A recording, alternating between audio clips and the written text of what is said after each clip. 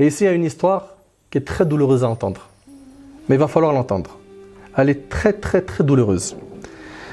Cette histoire-là, l'imam Ibn Kathir, il la rapporte, ainsi que l'imam Ibn Jarir, ainsi que l'imam Al-Baghawi, l'imam Ibn Al-Jawzi, l'imam Ibn Al-Qayyim et d'autres ont expliqué le verset qu'on vient de mentionner par une histoire impressionnante qui est Qissat Abd Bani Israël, l'histoire de l'adorateur des enfants d'Israël, qu'on appelait Bersisa. Vous connaissez son histoire?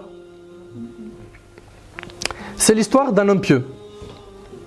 C'est l'histoire d'un homme pieux, un adorateur parmi les plus pieux de son époque. Dans son village, 3 frères vivaient avec leur sœur qui était une fille qui n'avait jamais eu de rapport, qui était vierge. Un jour, ces 3 frères devaient partir à la guerre. Et pour eux, c'était impensable de laisser leur sœur toute seule. Vous suivez?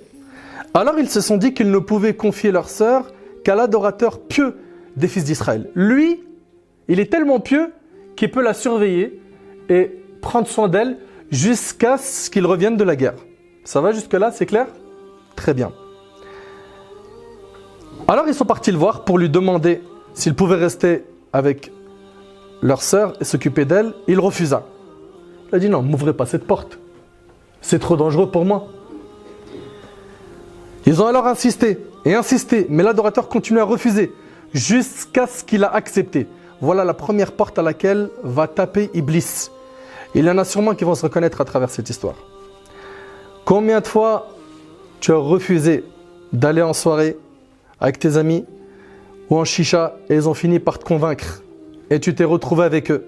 Et toi, ma soeur, combien de fois tu as réussi à esquiver le fait de sortir avec un tel et avec un tel, mais comme c'était un loup, il ne t'a pas lâché jusqu'à ce qu'il t'a convaincu et tu as fini isolé avec lui alors que ce n'était rien d'autre qu'une tactique diabolique. Donc cet adorateur pieux continue à refuser. Mais les 3 frères continuent à insister, ils ne l'ont pas lâché jusqu'à ce qu'il a accepté. Il a été d'accord, mais à une condition. Qu'est-ce qu'il leur a dit? Il leur a dit, ma condition, c'est qu'elle ne reste pas avec moi dans la même maison. Construisez-lui plutôt une maison à côté de la mienne. Vous suivez? Donc il prend ses précautions. Il dit, dans la même maison, ça ne va pas la tête. Vous lui construisez une maison, et puis je fais au mieux.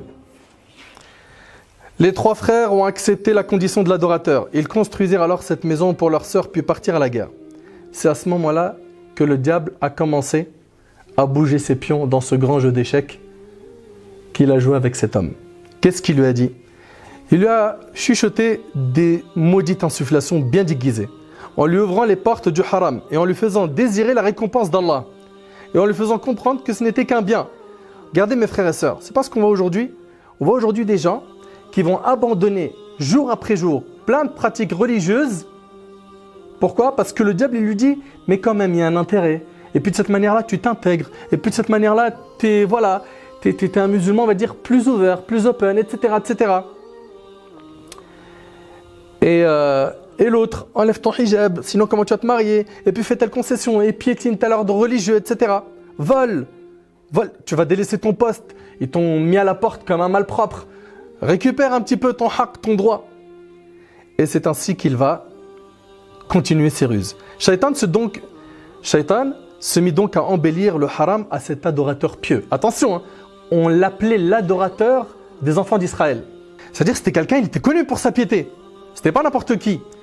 Et il a commencé à le piéger. Il lui a dit, où est le mal si tu lui déposes à manger, comme tu le fais tous les jours, et t'attends juste un petit peu, afin qu'elle sorte le récupérer, au lieu de t'en aller tout de suite sans attendre. Il a dit, il est possible qu'un animal passe et mange cette nourriture. D'où t'en sais qu'elle récupère le plat? Attends juste qu'elle ouvre la porte, une fois qu'elle a récupéré le plat que tu lui as donné, rentre chez toi.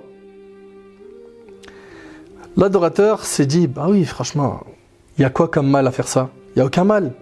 Et à partir de ce moment-là, il prenait la nourriture, il la posait devant la porte de cette femme, il tapait à la porte, il attendait juste le moment de sa sortie, puis s'en allait directement sans même la regarder. Mais une fois, il finit par la regarder. Et là, première mission du diable accomplie. Un regard a été échangé. Satan intervient à nouveau et lui a dit, où est le mal si tu lui déposes son repas à l'intérieur de la maison? Quoi? T'as pas confiance en toi? C'est pas t'es qui? S'il y a quelqu'un de crédible dans ce village, mais c'est toi. T'as peur de quoi? Tu es l'adorateur pieux qui craint son Seigneur. L'adorateur prit alors la nourriture et entra chez elle. Et sachez mes frères et sœurs que ces différentes insufflations du diable étaient des étapes très très longues. Soyez-en sûrs. Le diable est très patient, surtout avec les pieux. C'est un pot de colle. C'est un pot de colle. L'adorateur pieux allait donc lui déposer à manger à l'intérieur de la maison, puis s'en allait directement. Puis l'étape suivante. Shaitan lui a dit, où est le mal si tu restes un petit peu avec elle? La pauvre, ça fait longtemps qu'elle ne voit personne. Elle parle avec personne. Reste avec elle, parle avec elle de religion. C'est ce qu'on veut aujourd'hui. Ma soeur, pourquoi tu parles avec lui? Il me réveille pour le fajr, mon frère. Il m'envoie tous les jours un hadith de Riyad al-Salihin le matin. On dit les invocations du matin et du soir ensemble. Et puis le soir aussi, il me snap ses plats. Il n'y a rien de mal. Pourquoi t'es dur, Akhi? Donc voilà. Il lui dit, reste avec elle. Fais-lui des rappels religieux. Miskina, elle est toute seule. Elle est abandonnée. T'as peur de quoi? T'es une montagne, t'es solide. Regardez cette montagne, comment elle va pas tarder à fondre. Et subhanallah, c'est ce qu'on voit aujourd'hui. Hein. C'est ce qu'on voit aujourd'hui. Tu vois, un homme et une femme, ils sont en train de discuter dans le haram. Il n'y a aucun cadre religieux respecté. Et puis quand tu leur dis, mais qu'est-ce qui se passe? Il dit, frère, j'ai pas d'arrière-pensée. Mliha hadi, pas d'arrière-pensée, zid. Et puis, on compte se marier. Va taper à la porte comme un bonhomme. Mais il faut qu'on se connaisse. Que je sache, elle est plutôt sushi ou maki. Et puis il va commencer à creuser son dossier jusqu'à ce qu'il va se retrouver à commettre l'irréparable avec elle. Subhanallah, le diable lui insuffla de manger avec elle. C'est ce qu'il fit. Il dit, regarde, tu lui fais des rappels, t'es pieux, tu restes avec elle, elle est toute seule, mesquine. T'as mangé avec elle, touche-lui la main, mesquine. Aucune tendresse, aucun câlin. Elle ressent un vide cruel. Il lui a touché la main. Peu à peu, je vous brûle les étapes. Cette complaisance est née entre eux jusqu'à ce qu'ils se sont embrassés. Et ça, ce sont les pas du diable. Allah tabaraka wa ta'ala nous a mis en garde contre le fait de suivre les pas du diable. Allah tabaraka wa ta'ala dit, Ya ayyuhalladhina amanu, la tattabi'u khutuwat ash-shaytan. Wa man yattabi' khutuwat ash-shaytan, fa innahu ya'muru bil fahsha'i wal munkar. Ô vous qui avez cru, ne suivez pas les pas du diable. Quiconque suit les pas du diable, celui-ci ordonne la turpitude et le blâmable. Subhanallah, vous voyez d'où il est parti et où est-ce qu'il est arrivé? Est-ce que ça s'est terminé là? Satan continue à lui embellir cette fille et au final, vous savez tous ce que recherchait le diable. Il s'est retrouvé à commettre la fornication avec elle. Walayadu billah. Inna lillahi wa inna ilayhi raji'un. Ce qui m'attriste et ce qui déchire le cœur, c'est qu'il y a aujourd'hui des musulmans et des musulmanes qui ont normalisé ce péché, qui provoque la colère d'Allah. Suite à cet acte abominable, la fille tomba enceinte. Et elle accoucha. Shaitan est parti plus loin. Il lui a dit, écoutez, hein, c'est impressionnant. Il lui a dit, tue cet enfant. Tue-le. T'imagines si tu le laisses en vie? On va savoir que tu as amené cette femme à tomber enceinte et avoir un enfant. Qu'est-ce qu'ils vont dire les frères quand ils vont rentrer? S'ils l'apprennent, ils vont te tuer. La seule solution, c'est que tu te débarrasses de cet enfant sur le champ. C'est ce qu'il fit, il tua son fils. Après que Satan l'ait poussé à commettre ce crime, il alla le travailler à nouveau en lui disant, tu penses vraiment que cette fille ne va pas te dénoncer à ses frères? Tu penses ça? Tu penses qu'elle ne va pas les informer que tu as forniqué avec elle et que tu as tué son enfant? Et il s'est dit, que faire? Le diable lui a dit, tue-la elle aussi. Allahu Akbar. Et c'est ce qu'il fit. L'adorateur pieux a forniqué, puis a tué son propre fils, puis tué cette fille. D'un homme parmi les adorateurs les plus pieux de son époque, il est devenu fornicateur criminel. Les jours passaient, jusqu'au jour où les trois frères furent de retour. À ce moment-là, Satan délaissa l'adorateur et se dirigea vers les trois frères pour s'occuper d'eux à leur tour. Il les informa que l'adorateur digne de confiance, à qui ils avaient confié leur sœur, avait forniqué avec elle, puis qu'il avait tué son enfant, etc., etc. Les trois frères furieux partirent immédiatement attraper l'homme à qui ils avaient confié leur sœur. Ils lui dirent « Ouvre-nous sa tombe ». Puis, après qu'ils aient vu leur sœur tuée avec un bébé à ses côtés, ils traînèrent l'adorateur sur son visage, puis ils l'ont crucifié. Ils l'ont crucifié. L'adorateur de Bani Israël, il est crucifié. Est-ce que c'est terminé? Non. Là, le diable, il a délaissé les trois frères et il est parti s'occuper de son premier client, Bersisa, l'adorateur de Bani Israël. Écoutez attentivement ce qu'il va faire. C'est le moment crucial de toute l'histoire.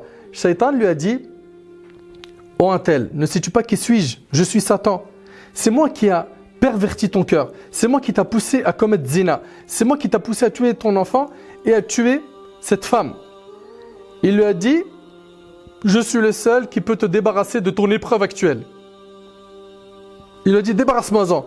Le diable lui a dit, pas tout de suite, j'ai mes conditions.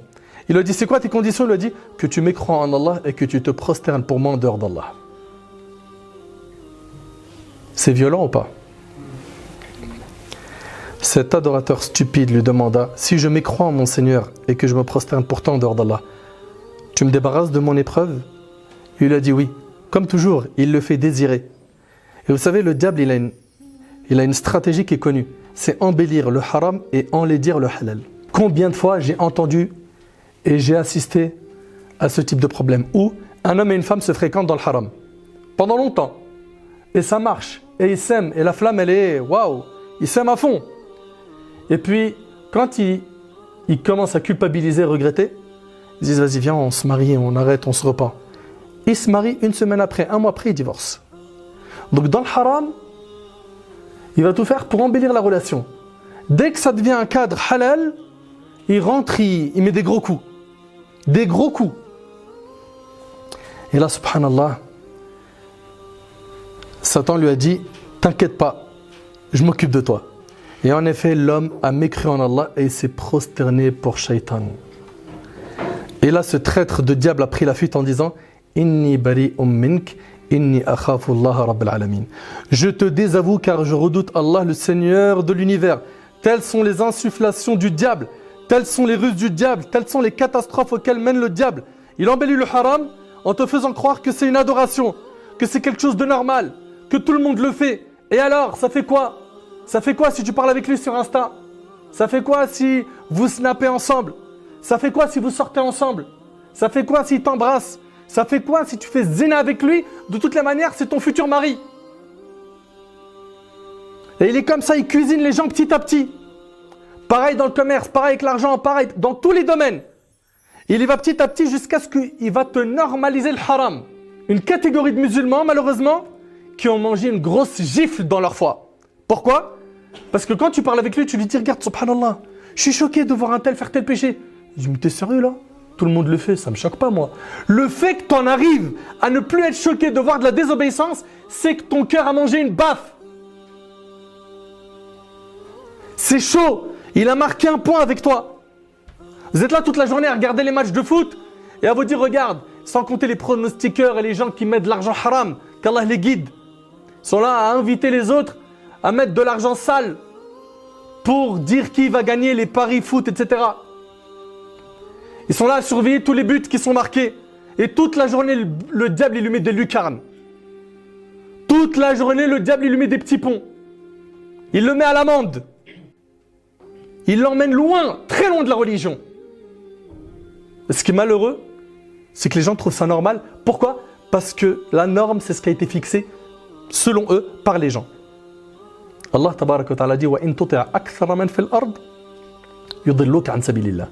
Si tu suis la majorité des gens sur terre, ils t'égareront du sentier d'Allah. Nous, on ne suit pas la masse. On n'est pas un troupeau de moutons. On suit Allah subhanahu wa ta'ala et son messager alayhi salatu wassalam.